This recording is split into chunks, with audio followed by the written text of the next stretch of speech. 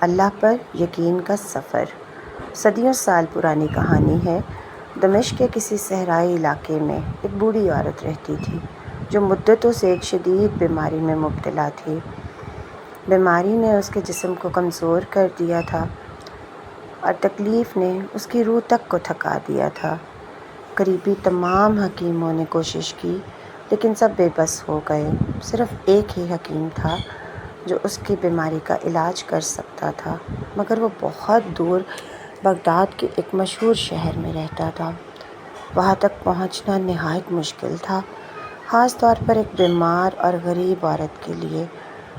اس زمانے میں اگر آپ سمجھنا چاہیں تو یوں سمجھیں کہ جیسے کوئی شخص پاکستان یا انڈیا میں کسی خطرناک بیماری میں مبتلا ہو اور اس بیماری کا واحد ماہر ڈاکٹر جو ہے وہ صرف امریکہ میں ہو، اور ایک غریب انسان کے لیے فاصلہ، خرچہ، ویزا سب کچھ ناممکنات میں شمار ہوتا ہو۔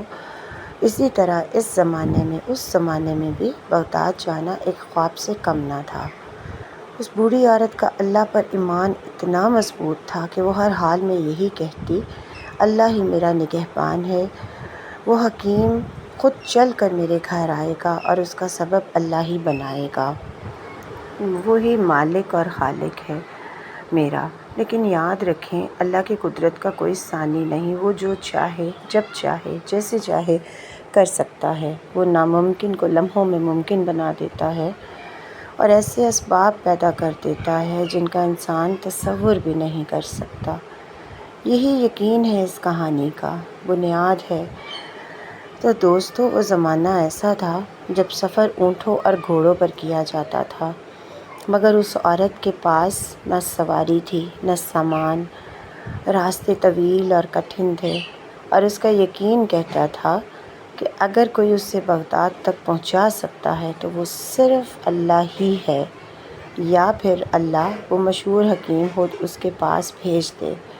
وہ روزانہ اپنی بیٹی سے یہی کہتی، مجھے اسی حکیم سے علاج کروانا ہے اور میرا رب ہی اس کا سبب بنائے گا، اور اس کی بیٹی اکثر ماں کی باتوں پر ہنس دیتی کیونکہ اسے یہ سب ایک خواب لگتا۔ لیکن اللہ جو کرتا ہے وہ انسان کی عقل سے بالا تر ہوتا ہے۔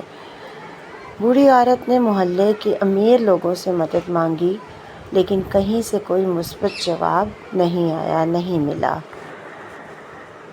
وہ درد اور مایوسی کے بیچ بے بسی کی زندگی گزارتی رہی، اپنی ایک بیٹی کے ساتھ غربت اور شدید بیماری کا سامنا کرتی ہوئی۔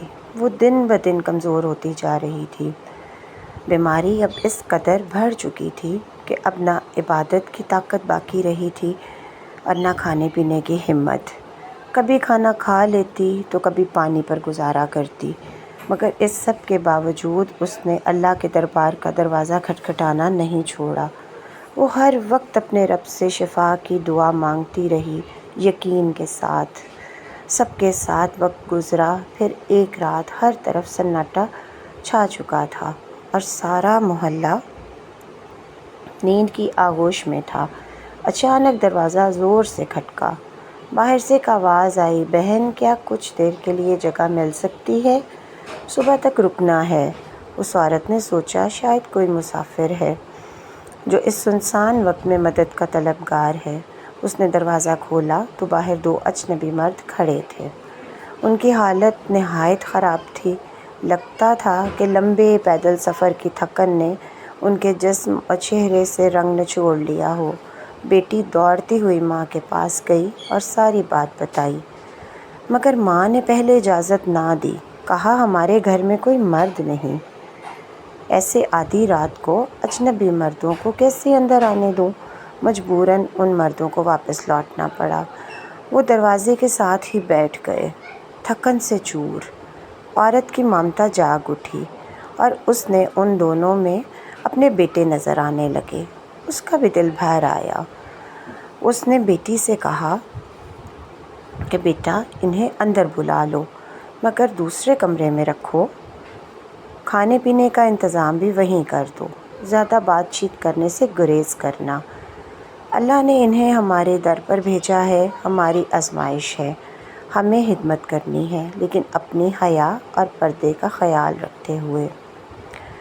کچھ وقت گزرا اور پھر بوڑھی عورت کی بیٹی نے گھر میں جو کچھ موجود تھا اس سے سادہ سا کھانا تیار کیا، پانی دیا اور دونوں مسافروں کے لیے دوسرے کمرے میں سونے کا انتظام کر دیا۔ دونوں مسافر کمرے میں جا کر سو گئے، جبکہ بوڑھی عورت رات بھر درد سے کراتی رہی۔ نیند آنکھوں سے کوسوں دور تھی۔ وہ فریادیں کرتی رہی اور دل ہی دل میں ان اجنبیوں پر بھی نظر رکھی ہوئی تھی۔ صبح کی اذان، انہیں دونوں مسافروں نے اٹھے، وضو کیا، نماز ادا کی اور جانے لگے۔ جاتے ہوئے وہ بوڑھی عورت سے دعائیں لے رہے تھے، مگر جب عورت نے ان کی عبادت اور پرہیزگاری دیکھی تو محبت سے روک لیا۔ بیٹا، ناشتہ کیے بغیر مت جاؤ، اللہ نے تمہیں ہمارے در پر بھیجا ہے۔ یہ سن کر دونوں آدمی رک گئے اور ان میں سے ایک نے نرمی سے پوچھا، اماں جی، آپ بیمار لگتی ہیں، کیا ہوا ہے آپ کو؟ کب سے پریشان ہیں؟ بوڑھی عورت نے دھیمے لہجے میں جواب دیا، بیٹا، یہ بیماری اللہ کی طرف سے ہے اور میں اس پر راضی ہوں۔ میرا نگہبان صرف میرا رب ہے۔ تقریباً 10 سال ہو گئے ہیں مجھے اس تکلیف میں جیتے ہوئے، لیکن آج تک مکمل علاج نہیں کروا سکی۔ بیٹا، میرا نہ تو کوئی بیٹا ہے نہ بھائی، شوہر بھی 10 سال پہلے اللہ کو پیارے ہو گئے۔ بس میری ایک بیٹی ہے اور میرا اللہ ہے، وہی میرا سہارا ہے۔ بوڑھی عورت نے تھوڑا وقفہ کیا، پھر تکلیف بھری آواز میں بولی، بیٹا، بغداد میں ایک بہت مشہور حکیم ہے، سنا ہے کہ اس کے علاج سے کئی لوگ اللہ کے حکم سے شفا پا چکے ہیں۔ میں نے بھی اس کا نام سنا ہے، دل میں امید ہے کہ شاید میری بیماری بھی ٹھیک ہو جائے، لیکن بیٹا میں مجبور ہوں، اتنی دور جانے کی نہ سکت ہے نہ وسائل۔ یہ سن کر دونوں مسافروں نے ایک دوسرے کو چونک کر دیکھا، جسے کچھ جانتے ہوں، یعنی کسی حقیقت سے واقف ہوں۔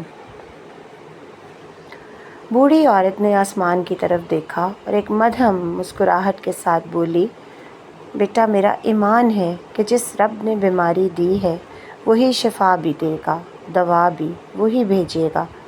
بندہ تو بس کوشش کرتا ہے، اور جو میرے بس میں تھا وہ میں کر چکی، اب سب اس رب کریم کے سپرد ہے۔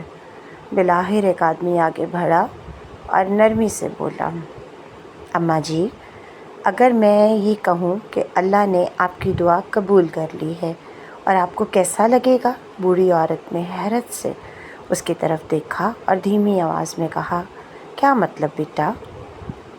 میں تو کچھ سمجھی نہیں۔ اس نے مسکرا کر جواب دیا، یہ دوسرے صاحب، وہی بغداد کے مشہور حکیم ہیں اور اللہ نے ہی ان کو آپ کے لیے یہاں بھیجا ہے۔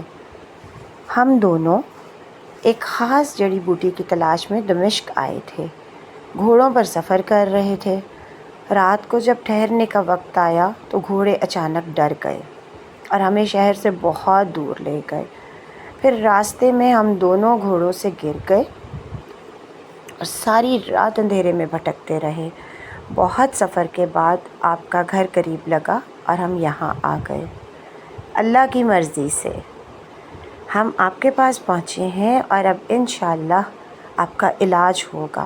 آپ بالکل فکر نہ کریں اماں جی، اللہ نے آپ کی فریاد سن لی ہے۔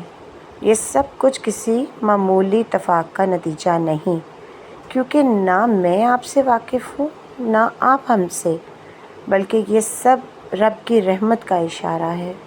لہٰذا دونوں مسافروں نے ناشتہ کر لیا، پھر بوڑھی عورت کا مکمل چیک اپ کر لیا اور پھر رخصت ہوتے وقت ان میں سے ایک نے کہا، اماں جی، فکر نہ کریں، آپ کا علاج اب یہیں گھر پر ہوگا۔ میں اپنے بیٹے کو بھیجوں گا، وہ آپ کو دوا دے جائے گا۔ دوا بھی وہی لائے گا جو صرف ہمارے پاس ہی دستیاب ہے۔ یہاں تک کہ بوڑھی عورت کے اخراجات کا خرچہ بھی ڈاکٹر نے اپنے ذمہ لے لیا۔ کچھ وقت گزرا، پھر واقعی ایک نوجوان لڑکا دوا لے کر آیا۔ وہ حکیم کا بیٹا تھا۔ دوا دینے کے بعد جب اس نوجوان نے بوڑھی عورت کی بیٹی کو دیکھا تو دل میں کچھ محسوس کیا۔